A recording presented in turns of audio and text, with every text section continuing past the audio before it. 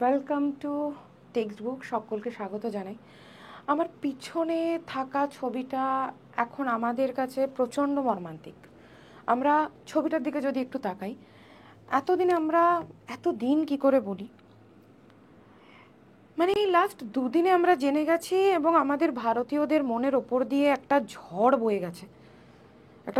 বয়ে গেছে যে এয়ার ইন্ডিয়ার ফ্লাইট ভেঙে পড়েছে এবং জাস্ট ওড়ার 40, 42, 47 বলা হচ্ছে। কেউ কেউ বলছেন 40 সেকেন্ডের মধ্যে, কেউ কেউ বলছেন 47 সেকেন্ডের মধ্যে। তো জিনিসটা অ্যাকচুয়ালি কি হয়েছিল, এখানে আমরা কতগুলো প্লেনটার ভাঙা উইং মানে ডানা দেখতে পাচ্ছি এবং এই ছবিটার দিকে যদি তাকাই তাহলে আমরা দেখতে পাচ্ছি প্লেনের মাথার দিকটা একটা বাড়ি মানে একটা বিল্ডিংয়ের মধ্যে ঢুকে গেছে, তাই না? একটা বাড়ি আর বিল্ডিংয়ের মধ্যে পুরোপুরি ঢুকে গেছে। তো ঘটনাটা কবের না, 12ই জুন দুপুরবেলা 1:38-এর সময় প্লেনটা আহমেদাবাদ এয়ারপোর্ট থেকে উড়েছিল লন্ডনে যাওয়ার জন্য, যেখানে বলা হচ্ছে 242 জন যাত্রী মানে পাইলট ক্রু সবাইকে ধরেই ছিল, যার মধ্যে একজন বেঁচে গেছে। কথা আছে না, অনেকেই বলা বলি করছে রাখে হরি মারে কে, বাট এখন এই একজনের যে জীবন বেঁচে গেছে তার থেকেও খুব বড় দুঃখদায়ক ঘটনা, বাকি মানুষগুলো পুড়ে ছাই হয়ে গেছে। আমি আজকেরই একটা নিউজে দেখছিলাম যে একটা 20 বছরের বয়সী একটা বাচ্চা মেয়ে বিমান সেবিকা, তার বাবা বলছেন যে আমি মেয়ের দেহের অংশটুকুও তো পাইনি যে আমি তার সৎকার করব, বা মারা যাওয়ার পরে যেটা রীতি মেনে সৎকার করা হয় সেটাই বা আমি করব কি করে। আরও কিছু লোকজনের আলাদা আলাদা গল্প, কারোর এমন যে দুটো ছোট ছোট বাচ্চা লন্ডনে অপেক্ষা করছে, তাদের মা মারা গেছে কিছুদিন আগে, তো তাদের মা রিকোয়েস্ট করেছিল তার হাজব্যান্ডকে, বাচ্চাদের বাবাকে, যে আমার অস্থি যেন আমার গ্রামের বাড়ির পুকুরেই বিসর্জন হয়, ওখানেই আমি বড় হয়েছি। তো হাজব্যান্ড তার স্ত্রীর শেষ কথা রাখার জন্য, ভালোবাসার মানুষের শেষ কথা রাখার জন্য এসছেন, ভালো কথা, দিয়ে আবার ফেরত যাচ্ছিলেন বাচ্চাদের কাছে ফ্লাইটে করে লন্ডন। প্লেন ক্র্যাশ, প্লেন ওঠার 40 বা 42 বা 47 সেকেন্ডের মধ্যে।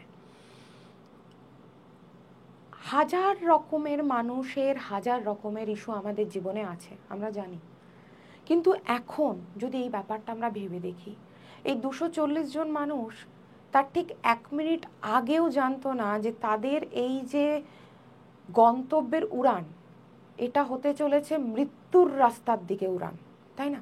জীবন এত আনপ্রেডিক্টেবল, জীবন আমরা নিজেরাও জানি না, আর 1 মিনিট পরে হয়তো আমাদের সঙ্গে কি হতে চলেছে। এক্সিএম ছিলেন, আমি মানছি, কিন্তু উনি অনেক বড় ভিআইপি, কিন্তু শুধু কি ওনাকে মারার ষড়যন্ত্রের জন্য এত বড় জিও পলিটিক্স হবে? শুধু কি তাই? এত বড় ব্যাপারটা কি হবে? অনেকগুলো কারণ কিন্তু আসছে, অনেকগুলো কারণ উঠে আসছে, যেগুলো সম্পর্কে আজকে আমরা আলোচনা করব। এবার শুধু ওই 240 বা 41 জন যারা মারা গেছে শুধু তাদের কথাই নয়, যিনি একজন বেঁচে গেছেন, নরেন্দ্র মোদী এই বিল্ডিংটাও দেখতে এসেছিলেন, নিজে এসেছিলেন স্বয়ং আমাদের দেশের প্রাইম মিনিস্টার, এবং যিনি বেঁচে গেছেন তার সঙ্গে উনি দেখা করেছেন, এই ভদ্রলোক বেঁচে গেছেন, তো তার সঙ্গেও দেখাশোনা উনি করেছেন। যেটা এখন টোটাল ফিগার আসছে, এই বিল্ডিংটা কি ম্যাম, শুধু কি এই 241 জন মারা গেছে? না, তার সঙ্গে আরো 24 জন। ম্যাম এটা কি করে হলো? এই বিল্ডিংটা যেটা দেখতে পাচ্ছ, যার মধ্যে প্লেন গিয়ে ঢুকে গেছে, এই বিল্ডিংটা হচ্ছে আহমেদাবাদ মেডিকেল কলেজের জুনিয়র ডাক্তারদের হস্টেল। জুনিয়র ডাক্তার মানে তাদের 4th ইয়ার 5th ইয়ার পাশ করা হয়ে গেছে, তারা ইন্টার্ন ডাক্তার। আমাদের দেশে এমনিতেই ভালো ডাক্তারের অভাব আছে, সেখানে এতগুলো তাজা প্রাণ ডাক্তার, তারা মানে আমরা কি কি হারালাম, কি না কি হারিয়েছি আমরা এই একটা ঘটনা 12 তারিখের 1:38 ওরা প্লেনটার জন্য। জুনিয়র ডাক্তার কেউ কেউ মেসে খেতে বসেছিলেন, কেউ কেউ তার ঘরে পড়াশোনা করছিলেন, কেউ কেউ আগের রাত্রে ডিউটি করে এসছেন। তারাও কি জানতেন যে হস্টেলে বসে থেকে হঠাৎ করে তাদের জীবনে মৃত্যু নেমে আসবে? হয়তো তারাও রেডি ছিলেন না। তারা কেন, কেউই রেডি থাকে না। তারাও হয়তো 2 সেকেন্ড আগেও জানতেন না যে যেখানে তারা 5 বছর ধরে পড়াশোনা করছেন, যেটা তাদের কাছে সেফ শেল্টার, যে দিনের শেষে আমি হসপিটাল থেকে এসে এখানে থাকি, তাদের ভালো লাগার জায়গা, হঠাৎ করে সেখানে হুড়মুড় করে একটা প্লেন, তাও আবার এত বড় মাপের বোয়িং প্লেন এসে ঢুকে পড়বে। এবং এখন যেটা রিপোর্ট পাওয়া যাচ্ছে যে 1,25,000 লিটার তেল ছিল। 1,25,000 লিটার তেল ছিল প্লেনটার মধ্যে। আর প্লেনের জ্বালানি মারাত্মক। এয়ারপ্লেনের ফুয়েল, যেটাকে জ্বালানি বলা হয়, সেটা প্রচণ্ড হাই ডেন্সিটির। একটু স্ফুলিঙ্গ বা একটু যদি স্পিডেও আসে দাউ দাউ করে জ্বলবে, এত মারাত্মক জ্বালানি। ওই পুরো প্লেনটা যেহেতু লন্ডন পর্যন্ত যাচ্ছিল, তাই জন্য প্লেনের ট্যাঙ্কে প্রচুর পরিমাণে তেল ভরা হয়েছিল। 1,25,000 লিটার। আমরা জেনারেলি গাড়িতে যখন তেল ভরাই, জেনারেলি 4 চাকা হলেও 10 লিটার ভরাই, 12 লিটার, 15 লিটার। সেখানে ভাবো 1,25,000 লিটার তেল ভরা হয়েছিল। ওই রকম স্পিডে এসছে যেখানে প্লেন ওপরের দিকে, তোমরা এখানের ইঞ্জিনিয়ারিং এবং সায়েন্সটা একটু বোঝো। যখন প্লেন ওপরের দিকে ওঠে, প্লেন তো এরকম গড়িয়ে চলছে, স্পিড নিচ্ছে, এবারে প্লেনের পিছনের দিকে যে জিনিসটা থাকে সেখান থেকে হাওয়ার মতন বেরোয়। কেন?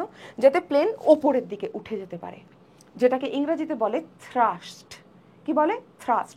পিছনের দিকে হাওয়ার ধাক্কাটা মারে যাতে ও আগের দিকে এগিয়ে যেতে পারে। ওই থ্রাস্টে বলা হয়, ওই থ্রাস্টের সামনে যদি কোনো মানুষ থাকে, উইদিন আ সেকেন্ড তার শুধু কঙ্কালটা পড়ে থাকবে, এমন জ্বালানি ব্যবহার করা হয়। এবার ওই থ্রাস্ট সমেত উড়েছে 40 সেকেন্ড মাত্র, 1 মিনিটও তো না। এবার ইঞ্জিন ফুয়েল হয়তো কোনো কারণে বন্ধ ছিল। এই প্লেনের কিন্তু 2টো ইঞ্জিন, ডাবল ইঞ্জিন। দেখো, যখনই দূরগামী কোনো প্লেন হয় তখন এমনভাবে প্লেন ব্যবহার করা হয় যাতে সেই প্লেনের একটা ইঞ্জিন কোনোভাবে যদি বন্ধও হয়, আর একটা ইঞ্জিনের সাহায্যে দক্ষ পাইলট প্লেনকে ল্যান্ড করিয়ে দেবে। এই সব মাথায় রেখে দূরপাল্লার প্লেন বানানো হয়। এক্ষেত্রেও তাই হয়েছিল, এটা ব্যতিক্রম নয়। তারপরেও 2টো ইঞ্জিনই বিকল হয়ে গেল। এবার এটা কি কোনো প্রাকৃতিক কারণ হতে পারে? টেকনিক্যাল কারণ। এবার এই টেকনিক্যাল কারণটা কি ইচ্ছাকৃত? হতেই পারে। কেন হতে পারে বলে বলছেন ম্যাম? আমি আসবো সমস্ত কিছুতে। তার আগে বলি, অমিত শাহ, মিনিস্টার অমিত শাহ, আমাদের হোম মিনিস্টার, উনি বলেছেন যে ফ্লাইটে উনি কনফার্ম করেছেন 1,25,000 লিটার তেল ছিল। নরেন্দ্র মোদী ওখানে গিয়ে পৌঁছেছেন। এই দেখো, এই যে বিল্ডিংটা যেটার কথা বলছিলাম, যেটা হচ্ছে ডাক্তারদের হস্টেল, বাড়ির মধ্যে দিয়ে ঢুকে গেছে প্লেনটা। আমি তোমাদেরকে একটু ভিডিওটা দেখাতে চাই। ভিডিওটা একটু দেখো যে কিভাবে জিনিসটা হয়েছিল, তোমাদের একটু আইডিয়া আসবে। বিবিসি নিউজের, তাই জন্য কোনো রকম ফেক নিউজ, এটা ফেক ভিডিও আমি তোমাদেরকে দেখাবো না। একবার ভিডিওটা দেখো।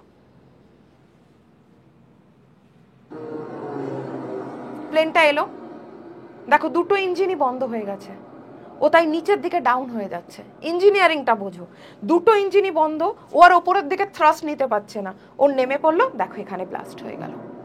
ম্যাম, সঙ্গে সঙ্গে ব্লাস্ট হয়ে গেল? এই সঙ্গে সঙ্গে ব্লাস্টের কারণটাই হচ্ছে প্রচন্ড হাইফাই ফুয়েল, প্রচন্ড হাইফাই। এই দেখো কিরকম কালো ধোঁয়ায় ঢেকে গেছে। কেন? তার কারণ হচ্ছে, এইটার কারণটাই হচ্ছে 1,25,000 লিটার। 1,25,000 লিটার, তার উপরে আবার কি জ্বালানি? না এরোপ্লেনের জ্বালানি। স্বাভাবিক, বাঁচানো মুশকিল। প্রচন্ড দাউ দাউ করে জ্বলে উঠলো সমস্ত কিছু। এবার এটা কেন হলো? পাইলট ছিলেন 2জন, যার মধ্যে এনার কথা যদি বলি, এনার তো 9,000-এর ওপরে ফ্লাইং অভিজ্ঞতা ছিল, 9,000 ঘন্টার। এবং এনার কথাও যদি বলি, এনারও তো প্রায় 1,000-এর ওপরে ফ্লাই করার অভিজ্ঞতা ছিল। তাহলে তারপরেও কেন মারা গেল বা কেন এরকম অ্যাক্সিডেন্ট হলো? দেখো, এই সকল ক্ষেত্রে না কি হয়, এনাদের হাতে পুরোটা থাকে না, এটিসি কানেক্টেড থাকে, air traffic control, DGCA, ground staff. তো হয়তো যখন ফুয়েলিং হয়েছে এমন কিছু একটা টেকনিক্যাল জিনিস হয়তো ইচ্ছাকৃত অথবা হয়তো অনিচ্ছাকৃত হয়েছে, যার জন্য এত অভিজ্ঞ পাইলটরাও কিচ্ছু করতে পারেননি। ইভেন অনেকে বলছে, দেখবে যখন ফ্লাইট উঠে যায় সামনের দিকে একটা ছোট চাকা থাকে না, সেটা বন্ধ হয়ে যায়। অনেকে বলছে উনি কেন বন্ধ করেননি। অ্যাকচুয়ালি পাইলট চেষ্টা করেছিলেন সায়েন্স অনুযায়ী, ইঞ্জিনিয়ারিং অনুযায়ী চেষ্টা করেছিলেন ফ্লাইটটা যদি ওই চাকাটা যদি খুলে রাখেন, কোনো একটা পুকুর বা আশেপাশের কোনো ফাঁকা জায়গায় যদি উনি ল্যান্ড করিয়ে দিতে পারেন। উনি শেষ চেষ্টা করার চেষ্টা করছিলেন, কিন্তু ওনার কাছে 1 মিনিটও সময় ছিল না। 40-47 সেকেন্ডে তো যা হওয়ার হয়ে গেল। উঠলো, নেমে পড়লো, দুটো ইঞ্জিনই স্টাক। এটা কখনো টেকনিক্যাল প্রবলেমে হতে পারে না, ট্রাস্ট মি। কখনো টেকনিক্যাল প্রবলেমে এই জিনিস হতে পারে না যে দুটো ইঞ্জিন একসাথে বন্ধ হয়ে গেল। তাহলে কি হতে পারে? দেখো, আমি কতগুলো কথা তোমাদেরকে বলবো। জিনিসটা দুর্ঘটনার অভিশপ্ত দিন 12 জুন, 12 জুন 2025, সময় 1:38 PM, যাত্রী 242 জন, নিহত 241, বেঁচে গেছেন একজন। এছাড়াও হাসপাতাল, হস্টেলের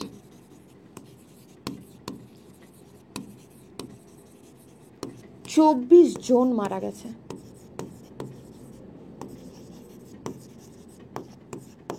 তাহলে সংখ্যাটা দাঁড়ালো 265। আমরা কিছুদিন আগে পেহেলগামে 18 জনের মারা যাওয়া নিয়ে এত কষ্ট পেয়েছি। এটাও কি তাহলে কোনো রকম টেরর অ্যাটাক হলেও হতে পারে?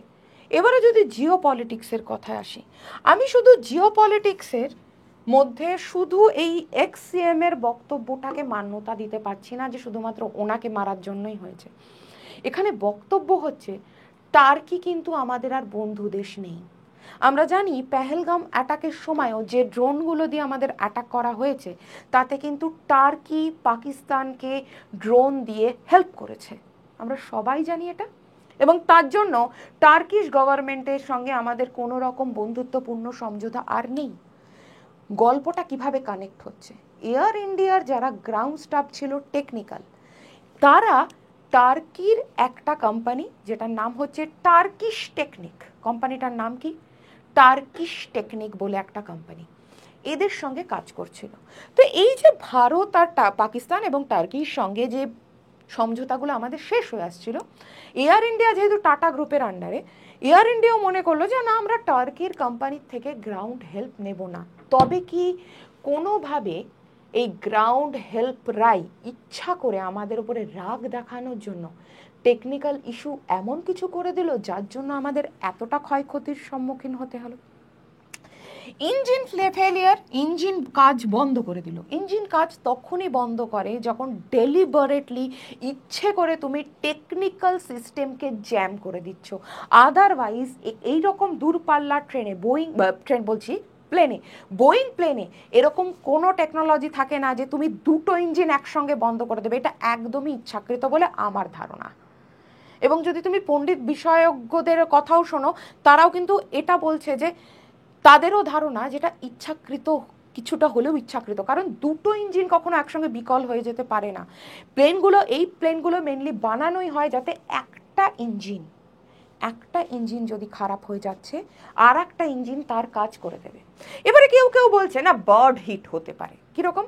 পাখির আঘাত। কিরকম? যে প্লেন যখন উড়ছিল তো ওই নিচের চাকার মধ্যে হয়তো কোনো পাখি জড়িয়ে গেছে, বা প্লেনের যে উইং তার এরকম ফ্লিপ করা যায়, দেখবে প্লেনের যে উইংটা থাকে সেরকম ফ্লিপ মানে নামানো ওঠানো যায় বায়ুর চাপের ওপরে, সেইখানে এসে হয়তো কোনো পাখি হিট করেছে, বা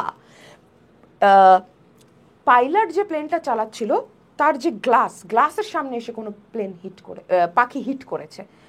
তো এগুলো সব থিওরি, কিন্তু মেন থিওরি যদি দেখো, সায়েন্স যদি আমরা দেখি, ইঞ্জিনিয়ারিং যদি আমরা দেখি, তাহলে কিন্তু এটা টেকনিক্যাল ফল্ট অবশ্যই, কিন্তু এটা ইচ্ছাকৃত টেকনিক্যাল ফল্ট। তাহলে এর পেছনে কি কোনো কনস্পিরেসি মানে ষড়যন্ত্র আছে? আমার তো মনে হয় আছে। যেহেতু টার্কির এখন সমস্ত প্রাণের বন্ধু হয়েছে পাকিস্তান, এবং টার্কি ড্রোন দিয়ে হেল্প করেছে, যে টার্কিকে ভূমিকম্পের সময় পৃথিবীর সব দেশের মধ্যে থেকে আমার দেশ ভারতবর্ষ, আমার মহান দেশ ভারতবর্ষ হেল্প করেছে, যার দিকে তখন চোখ তুলে তাকানোর টাইম পাকিস্তানেরও ছিল না। সেই টার্কি পেহেলগাম অ্যাটাকের পরে পাকিস্তান ইন্ডিয়ার যখন যুদ্ধকালীন পরিস্থিতি অলমোস্ট তৈরি হয়ে গেছে, সেই সময় ড্রোন দিচ্ছে পাকিস্তানকে, হেল্প করছে পাকিস্তানকে। ওখান থেকে আমাদের কাছে ক্লিয়ার যে টার্কি আমাদের বন্ধু তো নয়। আমরা বন্ধুত্বের হাত বাড়িয়েছি, তাদের খারাপ সময় আমরা হেল্প করেছি, কারণ ভারত অলওয়েজ হেল্প করাতেই বিশ্বাসী। আমরা নাগরিক, আমরা ভারতের লোকজন, আমরা সবসময় দয়া দাক্ষিণ্যেই বিশ্বাসী, তাই না? কিন্তু বারবার মনে হচ্ছে এক্ষেত্রে হয়তো কনস্পিরেসিটাই লাগু হয়ে গেছে। কেন না হলে এত বড় টেকনিক্যাল ফল্ট সম্ভবই না। কোনো না কোনো ভাবে টার্কিশ কোম্পানি, যেটা টার্কিশ টেকনিক গ্রাউন্ড স্টাফ বা গ্রাউন্ড লেভেল টেকনিক্যাল কোম্পানি, তারাই কিছু না কিছু করেছে। কেমন? তো এই হচ্ছে বক্তব্য। সবাই শেষে এটাই বলতে পারি, যারা মারা গেছে ঈশ্বর তাদের আত্মার শান্তি দিক, এবং যারা মারা গেছেন তাদের পরিবারের লোকজন, তাদের কাছের লোকজনকে এই খারাপ সময়, এই দুর্বিষহ সময় ঈশ্বর তাদেরকে মনের জোর দিন, তাদেরকে মনের শক্তি দিন, সাহস দিন। এই খারাপ সময় আমি জানি এই আতঙ্ক, এই ঘটনা তাদের জীবন থেকে হয়তো কোনোদিনই মুছে যাবে না, তারা কোনোদিনই ভুলতে পারবে না। কারোর মেয়ে মারা গেছে, কারোর স্বামী মারা গেছে, কারোর বাচ্চারা মারা গেছে, কারোর বাবা, কারোর মা, কারোর ভাই, কারোর বোন। তো এই ঘটনা কোনোদিনই মাথা থেকে মুছে যাবে না। আমি একজন ভারতীয় হিসাবে, একজন শিক্ষিকা হিসাবে এতটুকুই বলতে পারি যে ঈশ্বর এই খারাপ সময়ে তাদের পরিবার এবং তাদের কাছের লোকজনকে প্রচুর প্রচুর প্রচুর মানসিক শক্তি দান করুক, মানসিক শক্তি দান করুক, যাতে তারা এই খারাপ সময় লড়াইটা চালিয়ে যেতে পারে তাদের মনের সাথে আর এই খারাপ সময়ের সাথে। এতটুকু শিওর, ভারতের ক্ষতি, ভারতের লোকজন আমরা বেশি দিন বরদাস্ত করিনি, ব্রিটিশকেও আমরা তাড়িয়েই ছেড়েছি। তো এর পেছনে যদি সত্যিকারের ষড়যন্ত্র থেকে থাকে, আমার বিশ্বাস ভারত সরকার এরও ঠিক ঠিক জবাব ঠিক সময় দিয়ে দেবে। কারণ আমাদের দেশ, আমরা দয়ার দেশ, আমরা লোককে সাহায্য করি, আমরা হেল্প করার চেষ্টা করি, কিন্তু ততটাই আমাদেরকে যদি ক্ষতি করার চেষ্টা করো, তাহলে তার জন্য আমাদের ডিফেন্সও আছে, আমাদের প্রতিরক্ষা মন্ত্রকও আছে, আমাদের আর্মিও আছে, নেভিও আছে, আর এয়ারফোর্সও আছে। জয় হিন্দ।